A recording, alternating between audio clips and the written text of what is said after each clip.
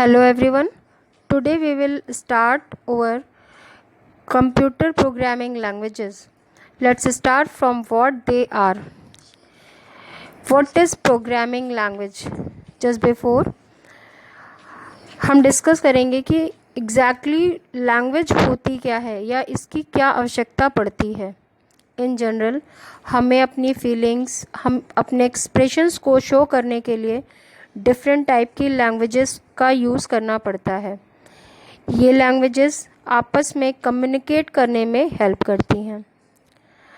जैसा कि हम जानते हैं आज के टाइम में वर्ल्ड वाइड बहुत सारी लैंग्वेजेस बोली जा रही हैं, जैसे हिंदी, इंग्लिश, फ्रेंच, जर्मन आदि। ये सभी लैंग्वेजेस नेचुरल लैंग्वेज कहलाती हैं। इनमें से हर एक लैंग्वेज का अपना एक वोकैबुलरी होती है तथा कुछ रूल्स होते हैं। इन रूल्स का यूज़ करके तथा इन वोकैबुलरी के वर्ड्स को एक सीरीज़ में लगाकर हम सेंटेंस बनाते हैं। ठीक इसी प्रकार कंप्यूटर में भी बहुत तरीके की लैंग्वेजेस होती हैं जिनका यूज़ हम कंप्यूटर के साथ कम्युनिकेट करने के लिए करते हैं। जिस प्रकार से हम डिफरेंट लैंग्वेजेस के शब्दकोश मीन्स वोकैबुलरी या ग्रामर के रूल्स को फॉलो करते हैं, ठीक उसी तरह से कंप्यूटर की लैंग्वेजेस में भी अपने वोकैबुलरी तथा रूल्स होते हैं।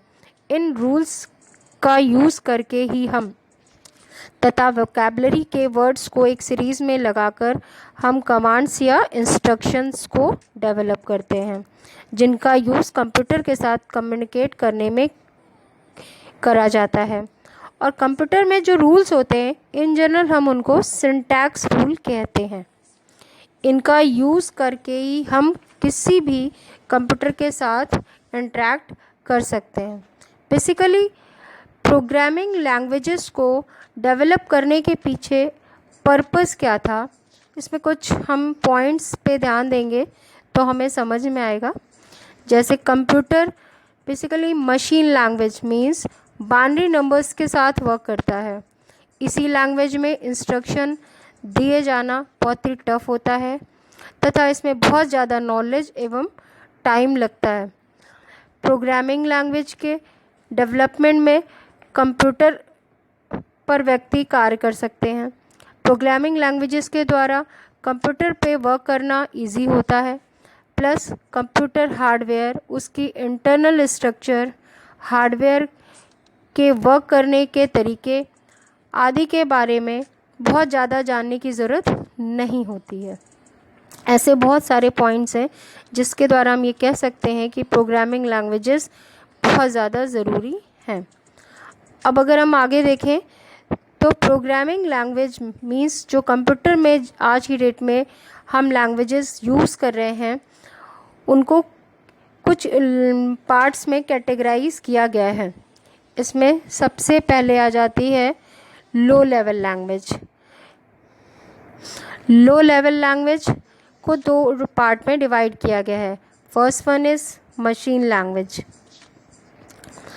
मशीन लैंग्वेज इसको हम फर्स्ट जनरेशन की लैंग्वेज भी कहते हैं।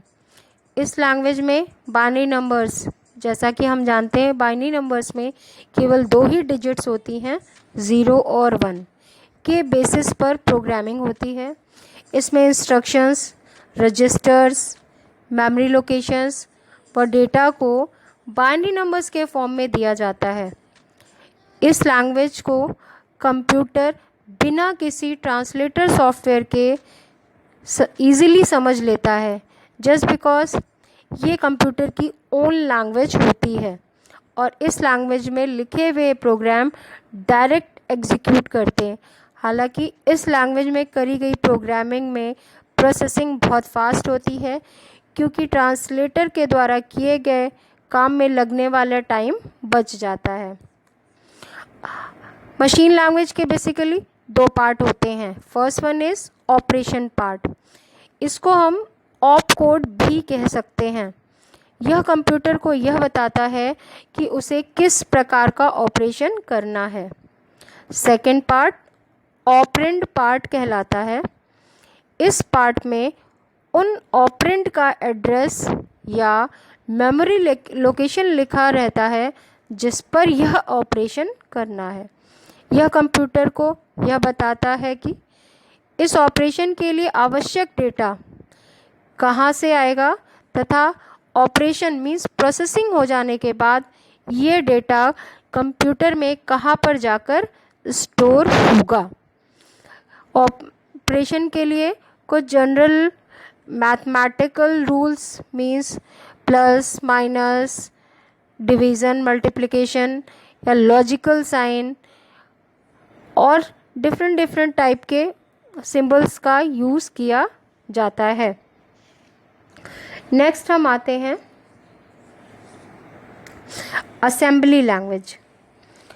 असेंबली लैंग्वेज, इस लैंग्वेज को हम सेकेंड जनरेशन की लैंग्वेज भी कह सकते हैं। कंप्यूटर विशेषज्ञों द्वारा मशीन लैंग्वेज में कोड लिखने में आने वाली प्रॉब्लम को कम करने के लिए हमेशा से प्रयास किया जाने लगा, जिसके मीन्स कह सकते हैं कि रिज़ल्ट में इस लैंग्वेज का डेवलपमेंट हुआ। क्योंकि जब किसी करंट लैंग्वेज या करंट चीज़ से प्रॉब्लम होती है तो हम उस प्रॉब्लम को दूर करने के लिए कुछ नया करते हैं। कंप्यूटर के भी फील्ड में इस प्रॉब्लम को दूर करके एक नई लैंग्वेज डेवलप करी गई जिसको कि असेंबली लैंग्वेज कहा गया। इस लैंग्वेज में मशीन लैंग्वेज के बाइनरी नंबर्स की जगह पर कुछ याद रखने वाले सिंबल्स का यूज़ किया गया जिन्हें एमनेमोनिक्स कहा जाता है। इन सिंबल्स में अल्फ़ाबेट्स तथा न्यूमेरिक सिंबल्स का यूज़ होता है। इस लैंग्वेज में कुछ फंक्शंस, ऑपरेशन व कोड के लिए सिंबल्स या नामों का यूज़ किया जाता है। यह लैंग्वेज मैक्रो बनाने व उसका यूज़ करने की भी सुविधा प्रदान करती है। एक मैक्रो के दो पार्ट होते हैं जिनमें से एक मैक्रो का नाम होता है तथा उसका बॉडी होता है। इसमें डिफरेंट टाइप के इंस्ट्रक्शंस लिखे होते हैं और एक मैक्रो का यूज़ हम ज़रूरत पड़ने पर कहीं भी कर सकते हैं। मीन्स हम एक अगर सेम फंक्शन अपनी पूरी प्रोग्रामिंग के दौरान कई बार यूज़ करना है तो हमें बार बार उस पर्टिकुलर फंक्शन के लिए कोड नहीं लिखना पड़ता है। हम उस मैक्रो का यूज़ करके अपने प्रोग्राम की प्रोसेसिंग को कंप्लीट कर सकते हैं। इससे प्रोग्रामिंग में कोड की लेंथ शॉर्ट हो जाती है। अगर हम इस तरह से देखें तो असेंबली लैंग्वेज के अपने कुछ स्पेशल फीचर्स हैं, उनमें से कुछ को हम डिस्क्राइब कर सकते हैं। जैसे असेंबली लैंग्वेज को सीखना व उसमें प्रोग्रामिंग करना मशीन लैंग्वेज के कंपैरिजन में इजी था। असेंबली लैंग्वेज पढ़ने में व समझने में इजी होती है, जिसके कारण इसमें एरर को सर्च करना व मॉडिफिकेशन करना भी इजी होता है। और तो और मैक्रो के यूज़ के कारण इसमें एक ही कोड को बार बार नहीं लिखना पड़ता है। इसके कुछ कैरेक्टरिस्टिक के साथ साथ कुछ ड्रॉबैक्स भी हैं, जैसे यह मशीन पर बेस्ड होती है, इसीलिए इस लैंग्वेज में एक प्रकार के कंप्यूटर में लिखा प्रोग्राम अन्य कंप्यूटर्स पर नहीं चलाया जा सकता। यह मशीन बेस्ड होती है, इसीलिए यह ज़रूरी है कि प्रोग्रामर को कंप्यूटर के आर्किटेक्चर की जानकारी हो। इस लैंग्वेज में लिखे प्रोग्राम बहुत लंबे और बहुत अधिक समय लगता है। असेंबली लैंग्वेज के बाद अब हम बात करेंगे हाई लेवल लैंग्वेज की। हाई लेवल लैंग्वेज, इसको शॉर्ट में HLL भी कहा जाता है। हाई लेवल लैंग्वेज का डेवलपमेंट लो लेवल लैंग्वेज पर बेस्ड प्रोग्रामिंग में आने वाली प्रॉब्लम्स को दूर करने के लिए किया गया था, जो कंप्यूटर की आर्किटेक्चर पर बेस्ड ना हो और उसमें लिखे गए प्रोग्राम्स को किसी भी प्रकार के कंप्यूटर पर चलाना पॉसिबल हो। मीन्स एक ही प्रोग्राम को ज़रूरत पड़ने पर हम दूसरे कंप्यूटर पे इजीली चला सकें, इस तरीके की दूसरी लैंग्वेज का डेवलपमेंट किया गया। हाई लेवल लैंग्वेज में प्रोग्रामिंग करने के लिए यह ज़रूरी नहीं था कि प्रोग्रामर को कंप्यूटर के कंप्लीट आर्किटेक्चर की जानकारी हो। HLL में इंग्लिश के कुछ सिलेक्टेड वर्ड्स और जनरल मैथ्स में यूज़ किए जाने वाले सिंबल्स का यूज़ किया जाता है। इन लैंग्वेज में प्रोग्राम लिखना, उसमें एरर्स को सर्च करना और उसमें मॉडिफिकेशन करना लो लेवल के कंपैरिजन में बहुत इजी होता है। इसीलिए यूज़र के लिए सभी प्रोग्राम HLL में लिखे जाते हैं। HLL के साथ एक प्रॉब्लम यह थी कि इस लैंग्वेज में लिखे गए प्रोग्राम को ट्रांसलेटर के द्वारा मशीन लैंग्वेज में चेंज करने की आवश्यकता होती थी। HLL को मशीन लैंग्वेज में चेंज करने के लिए इंटरप्रेटर व कंपाइलर नाम के दो ट्रांसलेटर्स की ज़रूरत पड़ती थी।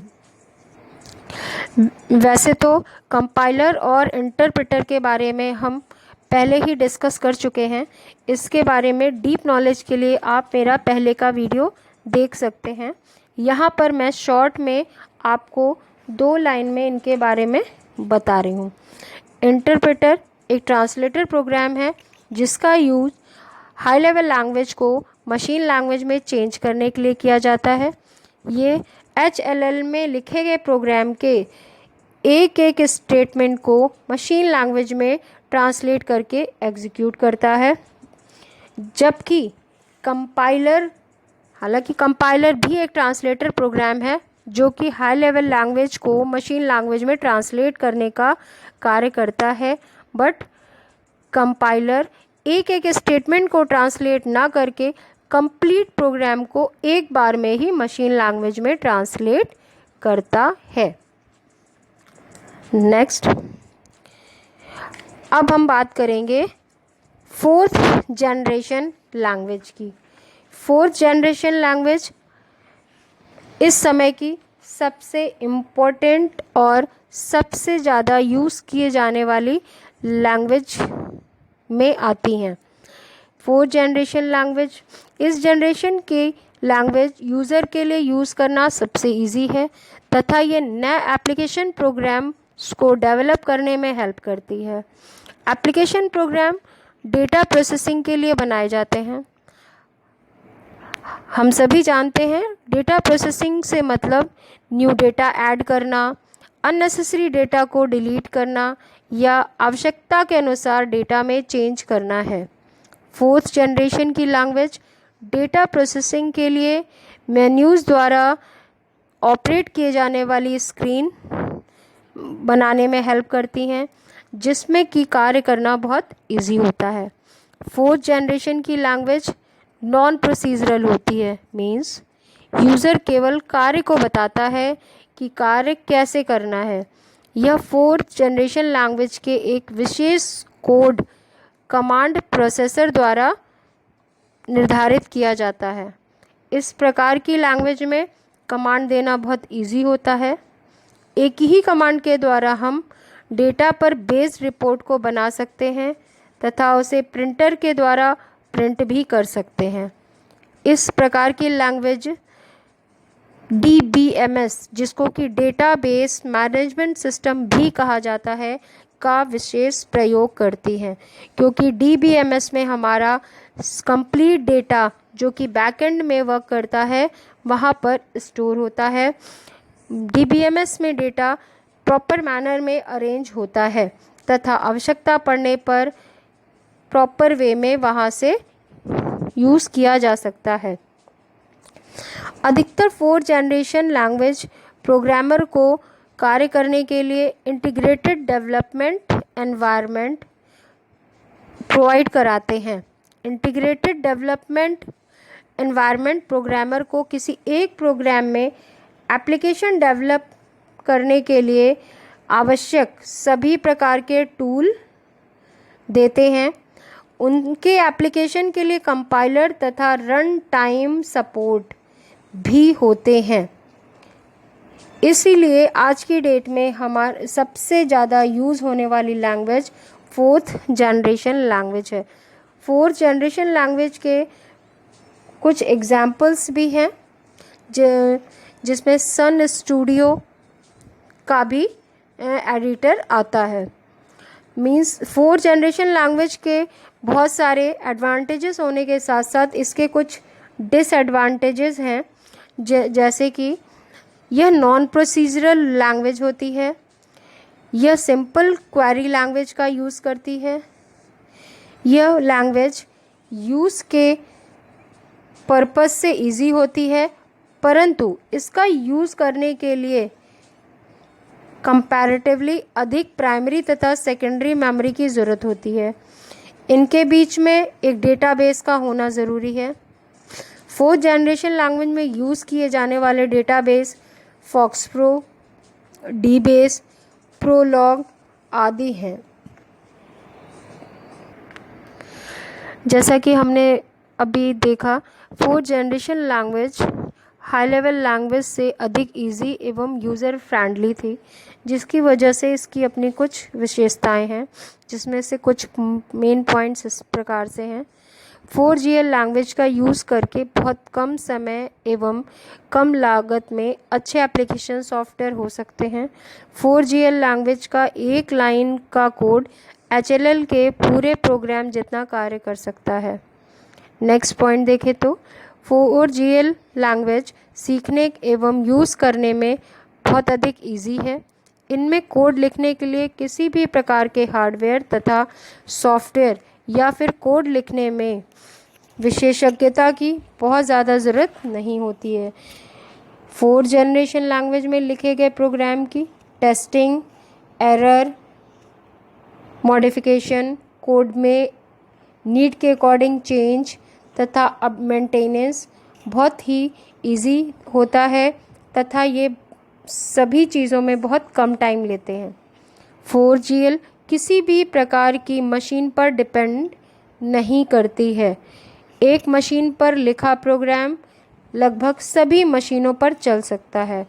इसके main example dBase, MS Access, FoxPro, Oracle, Sybase, progressive, MySQL आदि हैं।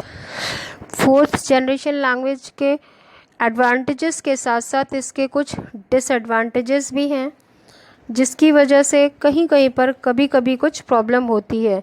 उनमें से कुछ पॉइंट्स इस प्रकार हैं। 4th जनरेशन की लैंग्वेज हाई कॉन्फ़िगरेशन के कंप्यूटर्स पर ही वर्क कर सकती है। इस जनरेशन की लैंग्वेजेस के लिए बहुत ज़्यादा एक्सपर्टीज़ की आवश्यकता नहीं होती है।